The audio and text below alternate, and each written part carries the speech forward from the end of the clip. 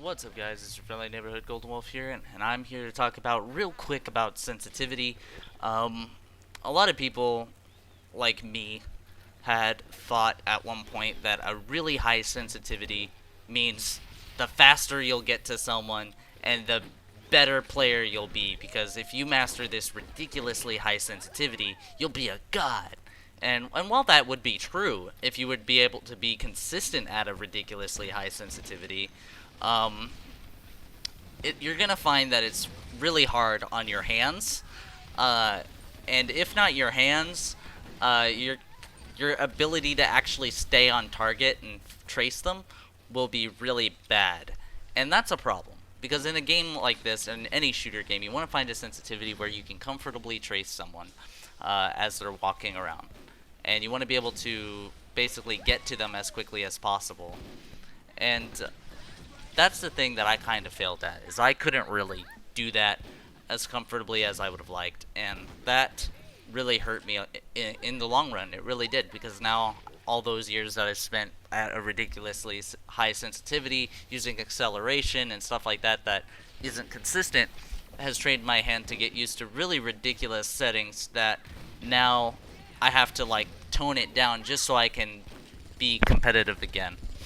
And even though like I might be performing well here, um, it's not really perfect yet. I have a long way to go. I'm definitely not the best player in the game. I know there's plenty of players who are much more comfortable with their sensitivity. They're able to hit me like instantly if I make a mistake, and that's the kind of goal that you're going for. If you want to be quote unquote pro or good at a video game, you want to be able to lessen your room for errors and create a lot of opportunities for yourself. And I may create a lot of opportunities for myself, but I don't take advantage because my accuracy has been really bad. Um, Up until recently, it's gotten much better due to finding a sensitivity that makes a bit more sense. Like right there, like I possibly could have got him if I aimed a little bit higher, but I didn't. I'm not used to that yet, because like the purpose of a sniper, like when before you fire, like right here, is to get in their general zone where you're kind of close, and then but close enough to where like you can adjust and shoot them. Like right there, like I was close. Right there, I was close enough where I could shoot them. I still missed because, and I did like a very slight adjustment, and it like my hand freaked out.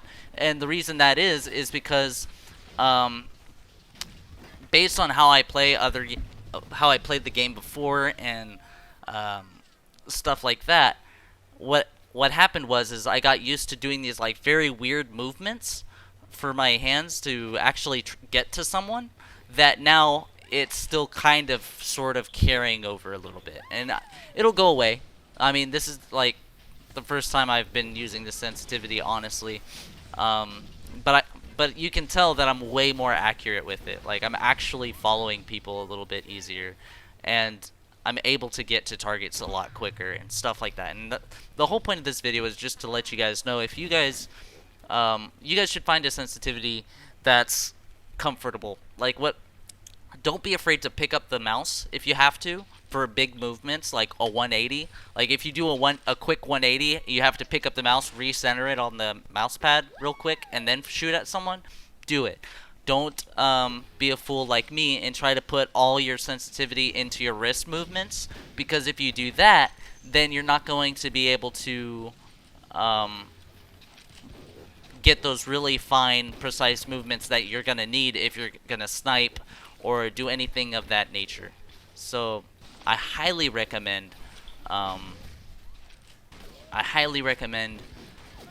finding a sensitivity that's somewhere in those lines. And yeah, that's what I did. And Microvolts is kind of weird. If I wish they would allow you to change scope sensitivity, because the sniper at the sensitivity that I'm most comfortable with, you might run into this issue as well, is too low for the sniper for me to be accurate with the sniper, which is a problem because the sniper is your best tool.